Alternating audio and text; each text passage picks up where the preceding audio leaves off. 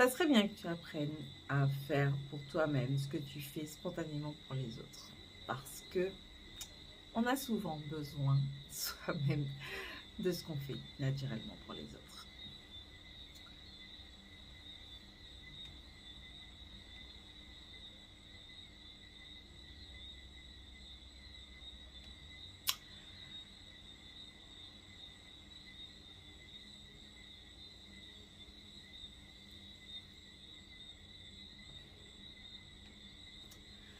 Il n'y a pas de changement sans mouvement. D'accord? Donc, même si tu sais des choses, même si tu penses savoir des choses, tant que tu n'agis pas, eh bien, malheureusement, tu ne peux pas voir le changement.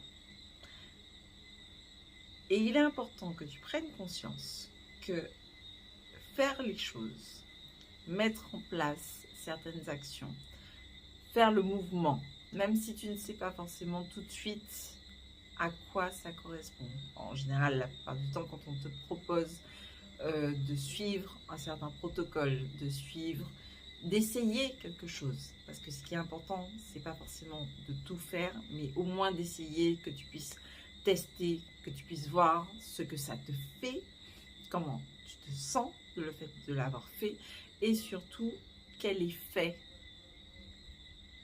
ça a, quel impact ça a sur ta vie.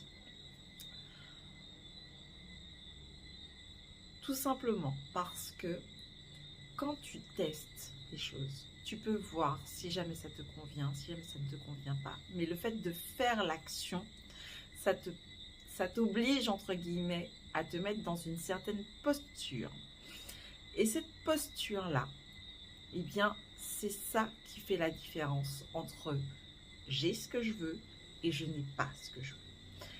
Et si à l'heure actuelle, quand tu fais quelque chose, quand tu continues à fonctionner comme tu as l'habitude de fonctionner, mais que tu n'as pas les résultats auxquels tu aspires, c'est qu'il y a quelque chose que tu fais ou il y a quelque chose que tu ne fais pas qui t'empêche d'atteindre ces résultats.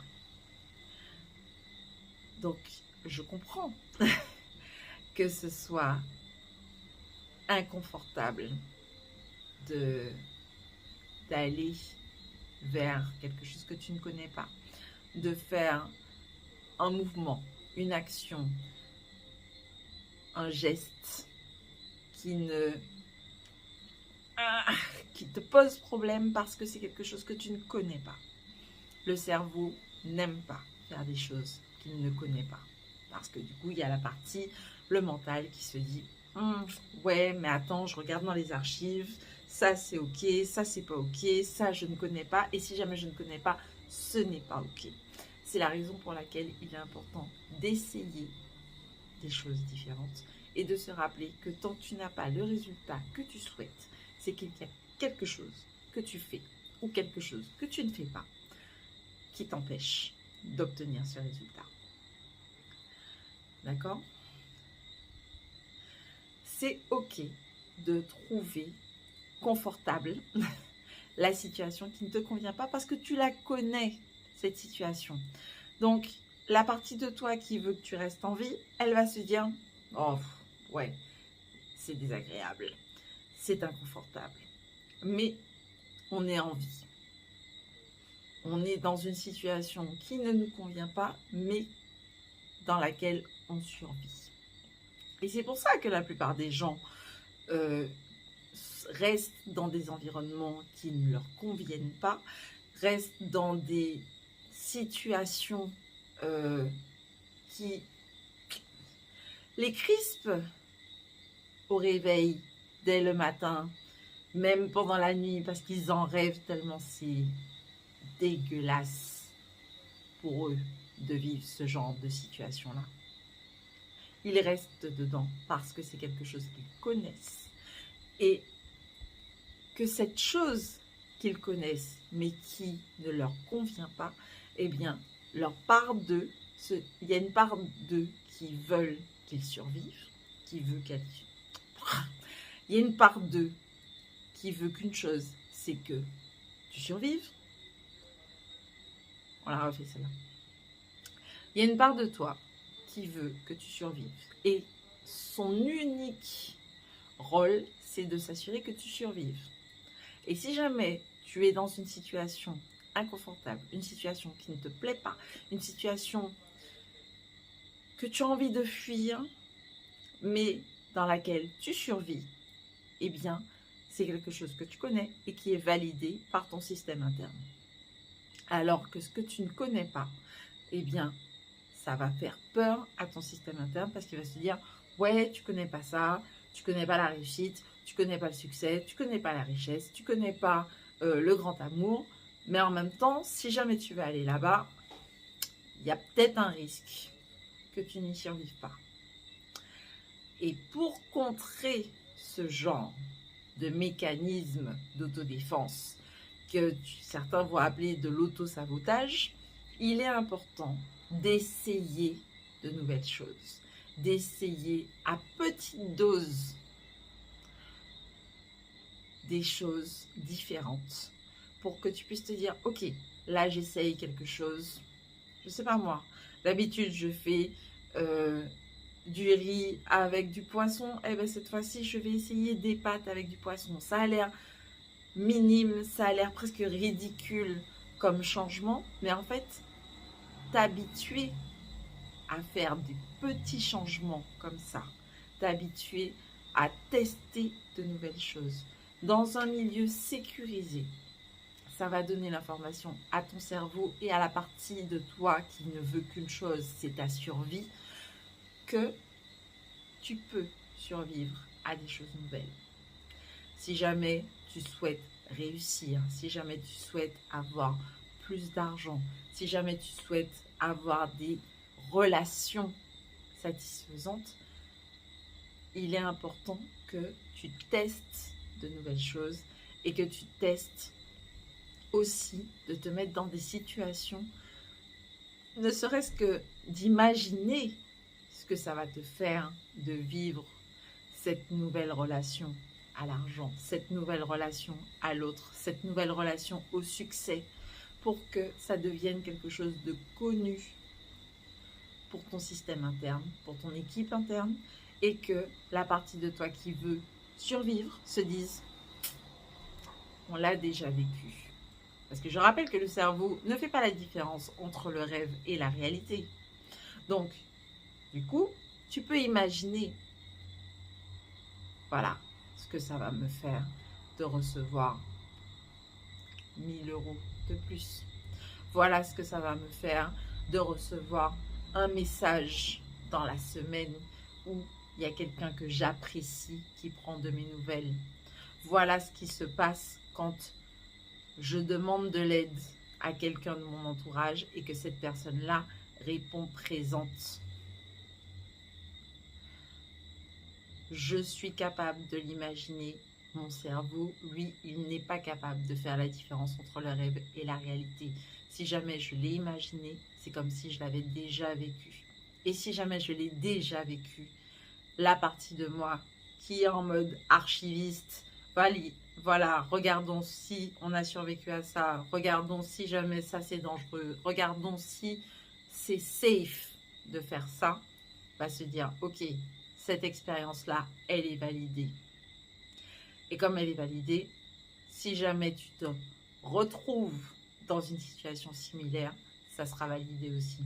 Donc, il n'y aura pas d'auto-sabotage. Il y aura du « ok, ça c'est validé, ça tu survis, on peut continuer à y aller ».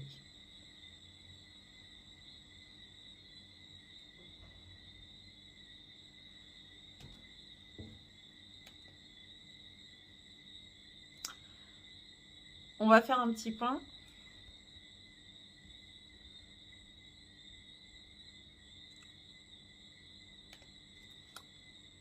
On va faire un petit point sur le fait de se faire accompagner. Se faire accompagner, ça te permet de gagner du temps. Ça te permet de grandir dans un environnement sécurisé. Ça te permet de tester des choses sans trop de risques pour ta survie. Ça te permet aussi d'avoir un point de vue extérieur pour savoir quelle est l'action qui te manque ou que tu fais en trop, qui te freine sur la route du succès ou qui te freine pour atteindre tel ou tel objectif. Parce que c'est pas facile, ça fait peur. On a toujours peur de réussir. On parle souvent de la peur de l'échec, mais on a d'abord peur de réussir puisque l'échec, tu le vis déjà, puisque tu n'as pas ce que tu veux. Quand tu commences à vouloir quelque chose de nouveau, tu vis déjà l'échec du fait de ne pas l'avoir dans ta vie à l'heure actuelle. Donc cette histoire de peur de l'échec, c'est mignon. Mais la vérité, c'est que tu as peur de réussir. Parce que cette réussite, tu ne la connais pas. Et ton système interne, il va se dire, oula, ça, on ne connaît pas. Donc, c'est potentiellement dangereux. Alors que l'échec que tu vis de ne pas avoir ce que tu veux, tu survis parce que tu as envie, tu es en train de me regarder, tu n'as pas ce que tu veux et tu es quand même en vie. Donc, ton système interne, lui, il retient une seule chose. Quand tu n'as pas ce que tu es en train de vouloir, tu es en vie. Alors que lui, il n'est pas sûr que quand tu auras ce que tu veux, tu vas rester en vie.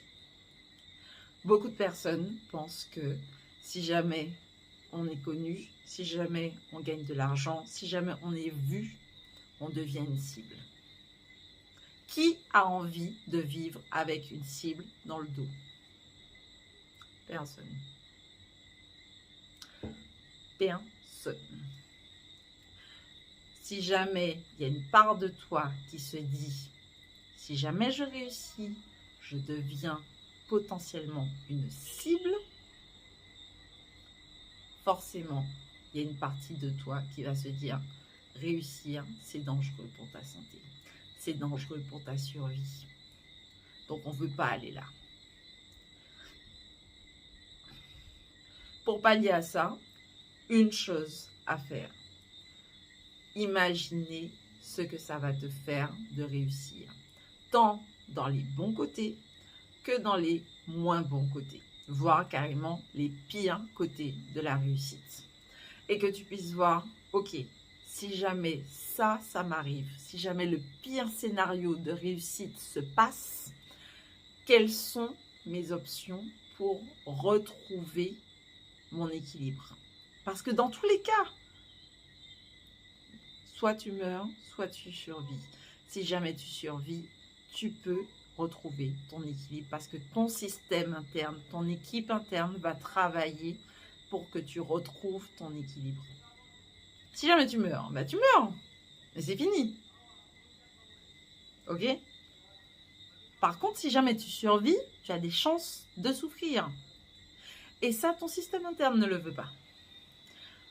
Donc, visualise, réfléchis, anticipe, pose-toi la question, quelles sont mes options pour retrouver mon équilibre, même si je réussis dans les pires conditions possibles de réussite. Et tu verras qu'une fois que tu auras fait cette liste-là de quelles sont mes options pour retrouver mon équilibre, quelles sont les options de ce qui risque de se passer si jamais je réussis. Tu verras que, tu as déjà pas mal de choses à ta disposition pour fonctionner. Tu verras que la peur d'échouer, elle n'est pas si intense que ça. Par contre, la peur de réussir, ça pique. Tu verras aussi que le fait d'être allé explorer cette peur de réussite, ça la recule.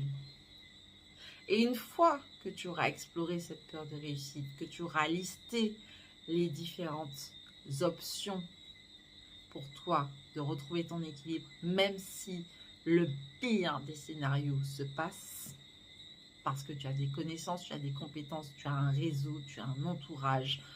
Tu n'es pas un caillou perdu au milieu de l'espace.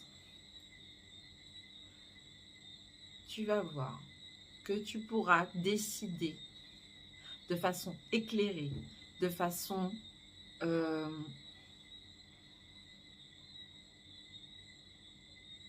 consciente, que tu peux survivre à cette réussite. Et donc du coup, tu peux décider si jamais le chemin que tu as choisi est le bon ou si jamais tu dois faire des ajustements pour réussir comme tu as envie de réussir et pour garder ton équilibre.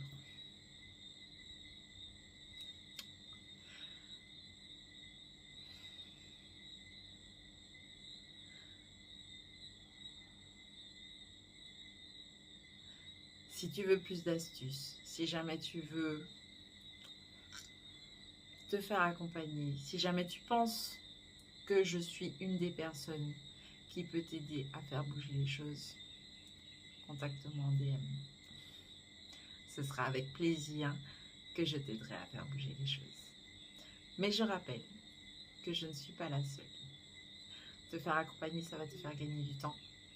Te faire accompagner, ça va te permettre d'avoir un regard extérieur et de prendre conscience de ton mode de fonctionnement à l'heure actuelle, de voir qu'est-ce qui te convient, qu'est-ce que tu gardes, qu'est-ce que tu peux changer et surtout, quel est le plus court chemin pour toi, quelle est la meilleure façon pour toi d'atteindre tes objectifs. Parce que quand tu es seul face à toi-même, malheureusement, il y a tous ces angles morts auxquels tu n'as pas forcément accès, auxquels tu n'as pas envie d'avoir accès parce que c'est effrayant de les regarder par soi-même, d'être en mode « ouais mais attends, moi je vais être tout seul ou toute seule face à ça, mais de deux, jamais je regarde ça, jamais je regarde ça moi-même toute seule. » Par contre, si jamais j'ai quelqu'un à côté de moi qui me dit « ok, tiens, on y va ensemble » et t'inquiète pas, ça va bien se passer parce que je suis là pour m'assurer que ton périmètre de sécurité est respecté, pour m'assurer qu'on ne va pas trop vite, qu'on ne va pas trop loin, que ton écologie, donc ça veut dire que ce qui est bon pour toi et ce qui est bon pour ton entourage est respecté. Ça, c'est le rôle d'un accompagnateur, d'une accompagnatrice, d'un thérapeute ou d'un praticien du bien-être. Et c'est la raison pour laquelle, en général, les gens se font accompagner. Donc, si jamais ça t'intéresse, n'hésite pas, viens me voir en DM ou mets un commentaire juste en dessous. Si jamais tu penses que cette vidéo peut être utile à quelqu'un de ton entourage, partage. Et puis surtout, enregistre ça. Parce que on a besoin de répétition pour intégrer les choses.